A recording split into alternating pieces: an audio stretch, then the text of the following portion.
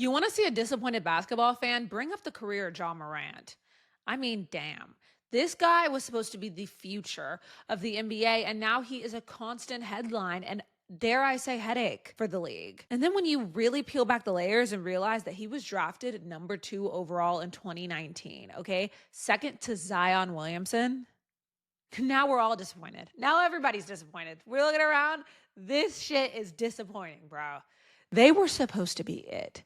And I'm going to explain to you all of the very messy scenarios that got us here.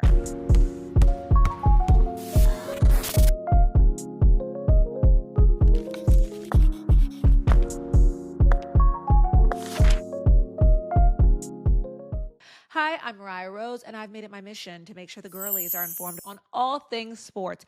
This is Sports Scandal Storytime. Welcome to Scandal Study Hall, where I give you all of the tea you need to know to understand the lore behind the basketball world. Now, we are going to talk about the lore of Ja Morant, one of the most exciting and fun and entertaining stories I could possibly tell you, but simultaneously, all jokes aside, one of the most sad. So without further ado, let's get into it. Ja Morant, as I mentioned, was the number 2 overall draft pick in the NBA draft, which means of all of the prospects coming into the league, he was considered to be the second best. That's huge. The Memphis Grizzlies put their whole future into this guy, really planning on building their future around Ja Morant. And he was only second to Zion Williamson, who was the golden child of that time, especially as we go down into Zion and Ja's careers and we see how Zion turned out. I have plenty of videos up on this as well. It seems that Ja was definitely the better pick of the litter for sure. And it was kind of a ha-ha joke to the Pelicans that you passed on him. However, it's kind of like you're in a relationship with somebody that you just don't really appreciate that much. And probably because, things have been rocky. Okay, things have been rocky. And you're like, fuck, why am I doing this to myself? I could have had anybody. I had the number 1 pick in the 2019 NBA draft. I could have had anybody. And I chose Zion? Are you fucking joking? Like, what? I'm so dumb. Look at all of these options I could have had. And then you look around at your homegirl who had the number 2 pick. She right next to you. She right there with you at the man she picked. And you're like, you know what? He a bum, all his bum friends, he got money, but he sucks. Like, honestly, the problem she got, I'm happy right where I'm at. I love my man. You know what? I'm going to go get him flowers. It's kind of like that, saying that the Pelicans should have picked Ja. I mean, should they have? Hell no. So number 1 is Mallgate. And this is when Ja Morant's mom was shopping at a Finish Line in the mall, shoe shopping as she should, as I would be too if my son were a $200 million man. I'd be shoe shopping every time I thought about shoes, I would be shoe shopping.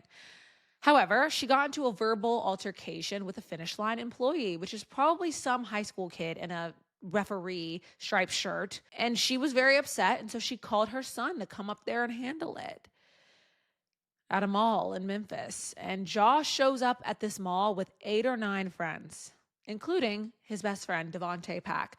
Write that name down because it's going to come up again. They get to this mall. They start bucking up at the Finish Line employee. Mall security steps in and allegedly Ja threatened the security guard. Somebody in the group pushed him. Whatever. The guard ended up filing a police report and no arrests were made. The mall ended up banning Ja and his friends from the property, allegedly. How the fuck are you worth $200 million and you're getting banned from a mall? Are you a mall of all places? If anything, they should put a Ja Morant help wanted sign in the door of a mall. Are you joking me? And his mom calling him in that situation. If my son were worth $200 million, I'm sorry.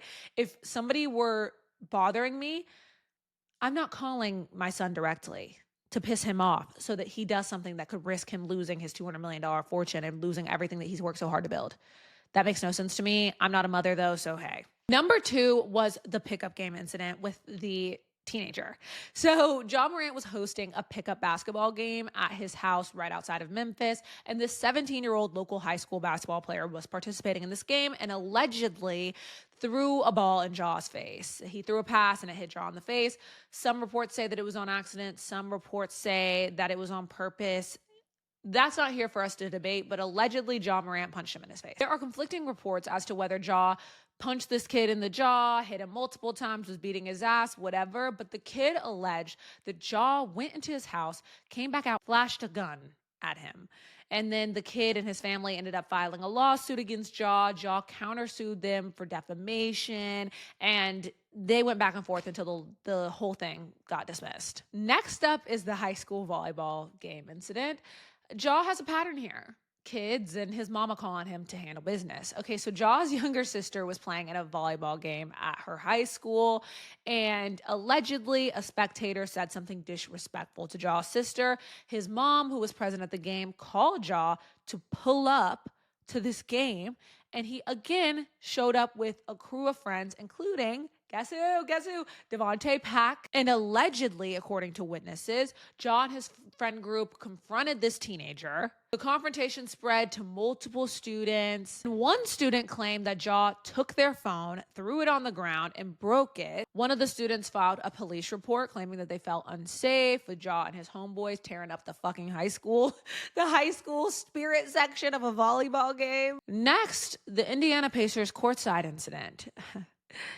Where Devontae Pack was sitting courtside at a Memphis Grizzlies versus Indiana Pacers basketball game.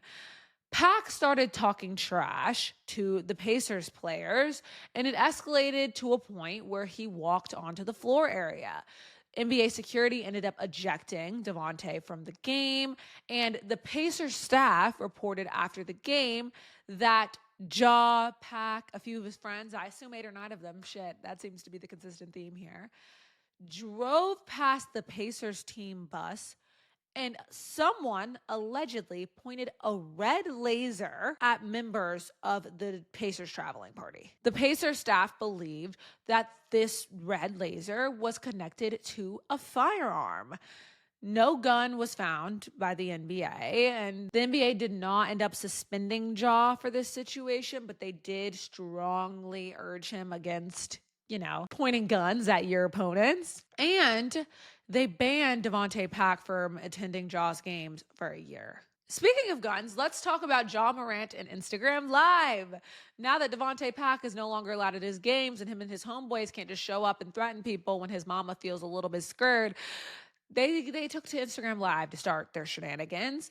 So Ja Morant was at a strip club in Denver after a road game. Ja ended up going live on Instagram, which who goes live on Instagram in a strip club? Like, can we be fucking for real? I literally watched this live, and the least disturbing part about it was the fact that he, flashed a gun while dancing shirtless in the strip club. You're an NBA player. Why are you flashing a gun on Instagram Live? But on top of that, he was showing full-blown coochie. Full-blown coochie on Instagram Live in the strip club.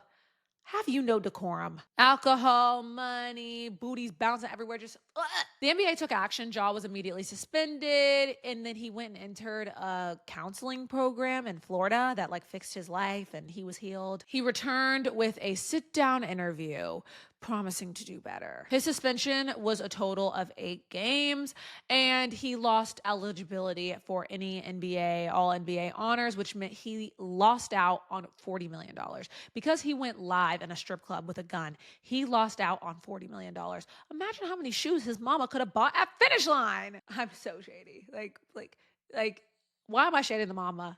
Mrs. Morant, no shade towards you, girl. This is just how I talk. Then there was, can you believe it, a second Instagram Live incident. Remember that name that keeps coming up? Yeah, Devontae Pack. After Ja's counseling program that made him better in Florida and coming back and promising the league he would do better and losing $40 million, Ja was riding in the car with his boy Devontae Pack. Pack goes live on Instagram and panned to Ja, and for some reason Ja pulled a gun out and showed it on live. For literally no reason at all. Bye. This time, the NBA had to really throw the hammer down and suspended Ja Morant for 25 games. I don't think you guys understand. The NBA doesn't want to do that shit. He's one of the most entertaining players. People turn the NBA on to watch Ja Morant, and this nigga showed a gun on live, and now they got to suspend him for 25 games. That's a lot. That's more than a quarter of the season. I don't know math. There's 82 games. You do the math. I was a journalism major. Now we're here in 2025, and it was so sad because when Ja did come back to the NBA, people were so excited, so ready for something different to occur, things to change. And he ended up getting injured, which really sucked. Like, it was like the basketball world welcomed him back, and then immediately he was gone again. And everybody's just been kind of waiting for Ja to get his fire back. And then during games, Ja started to do a gun-like celebration after hitting big shots. The NBA had already warned him not to do gun-related gestures because of past incidents, and he kept doing it anyway. So the NBA ended up fining him $75,000 in April 2025 because he wouldn't stop fake shooting people with his celebration. Like, this is so stupid. But on top of that, because they no longer would let him do the gun gesture celebration, he then switched to a grenade toss celebration, which became a meme and also made people be like, what the fuck is wrong with you? This just shows that the league just doesn't trust him. They're fining him for doing gun celebrations, and they're like, bro, and why would you? I mean, it's kind of like you having a boyfriend that cheated on you, and so you broke up with him, and then he cheated on you again, and so you broke up with him. Mind you only found out he was cheating because he posted it on Instagram. And then you take him back after a long time and him apologizing, and you really laid the hammer down. And then once you take him back, you keep seeing that he follows nasty bitches on Instagram. And not even just nasty bitches on Instagram, like bad bitches on Instagram, just bitches on Instagram. I need to stop using the word bitches. It's very disrespectful. Ladies, sexy ladies. God, that was so non-girls girl for me. I apologize. But you get the point. Then the latest incident is the coach situation. After a Grizzlies loss, the media asked Ja what he thinks went wrong, and he's like, ask the coaches. Go ask the coaching staff. You think I'm coaching the team? Fucking, he didn't say all that, but he said go ask the coaching staff, and he visibly was frustrated. Now, important context to know is that the Memphis Grizzlies totally changed up their offense. They got rid of their coaching staff and hired a European coaching staff, and they changed their offense to be more European and very different from what the Grizzlies were doing before that was tailored to Ja. And this offense just isn't, it's not Ja Morant's cup of tea, bread and butter. It's not working for him. And so they really changed everything about what's going on the court in a way that isn't conducive to be successful for Ja Morant. And of course, Ja is going to be frustrated with that. Of course, he's going to be frustrated with them changing the coaching staff, especially to something that doesn't suit their star player, that makes you look bad as a star player. I don't know if you can call out your coaching staff in public to the media, maybe keep that in the locker room. But apparently the coach criticized Ja's leadership style. Ja was very upset about it and responded in a way that was conduct detrimental to the team and ended up getting suspended for a game. So now Ja is saying that he has lost his joy playing basketball, which I can imagine is difficult given all he put himself through. But I hope that this gives you a little more context. The one thing I want to say about Ja Morant, my take on the whole situation is, after the first couple Ja incidents, I was saying to myself, it's kind of, I have a soft spot for the fact that he was so young, like 23 years old at the time. He's around my age. I believe he's only a year older than me. I'm 25 now, so that would make Ja 26. I could only imagine somebody handing me $200 million in my early 20s. I could only imagine somebody giving me $200 million right now. I mean, there's a reason I don't have it. I will be the biggest dickhead on the fucking planet. It's just not, I'm at a good enough place. God, I'm at a good enough place with my faith and with myself now. But at 21 or 22, especially a young boy, they develop slower.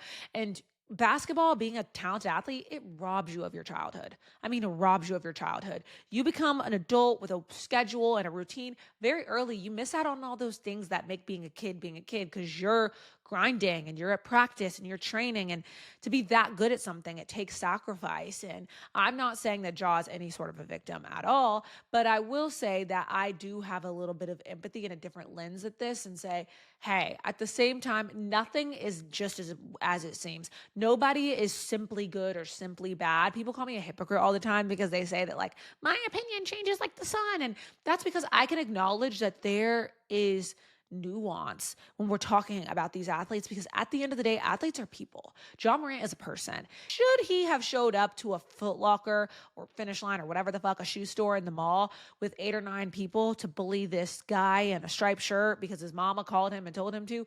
No. Should he have punched a 17-year-old in the jaw at a pickup game? Probably not. I don't need to explain. You guys know what happened. No, he shouldn't have done those things. But I will say that it does put you in a unique perspective when you are surrounded by yes men and people who don't want to see you be your best and who are willing to watch you risk everything. I'm looking at you, friend who was on Instagram Live. You saw that Ja had a gun with him. Why did you go live on Instagram knowing that he just got suspended and missed out on $40 million because of that? Like, why? Like, why? You're with your famous homeboy. Why are you on live anyways? Let him go live. What are you on live for? It gives gold digger. I don't like that at all. And then his mom, knowing how much he has to lose, calling him when she's in a pickle, and everybody relying on him. He's probably the man of the family because he's a $200 million man. Like, that's a lot to put on a young, developing, growing person who doesn't get to have a full college experience and this, that, and the third. Like, I understand why young men who get really rich and really famous really, really quickly are assholes sometimes. That's why I tell all my homegirls not to date athletes, but that doesn't mean that I can't have empathy for them. And I do have empathy for Ja. They did change the offense to something that is very not conducive to his play style. They have put him through a lot in that regard, but he's also put the Grizzlies through a lot, and they've stood behind him and haven't gotten rid of his ass and given them the boot. So it's really complicated. I think that having that much money is a lot of responsibility, and you don't have a lot of real people around you. And I don't envy that position at all. I would never take that amount of money to be in that situation, to have my best friend be the kind of person who would go live on Instagram while I had a gun, knowing damn well that I just got in trouble for that. Like, come on, that's not good friendship. So I don't know. Maybe I'm a bitch and a pushover, but I feel for Ja a little bit. And I think that when we talk about these athletes and their scandals and whatnot, we do need to have a little bit of grace, but he's made a lot of mistakes, hopefully learns from them. Doesn't seem to be the number one leader in the world. Hopefully he expounds upon that and learns on that and grows through his NBA career. But I think that basketball is better when Ja Morant is good and when he's playing and when he's in it. And I hope that for him, but you can't be showing up to the mall with 8 or 9 niggas threatening a Finish Line employee. Y'all, that is the conclusion of this episode of Hoops for Hotties. Thank you so much for watching. And please remember to subscribe to this channel so I can keep the lights on. I mean, I got to pay my bills somehow, y'all.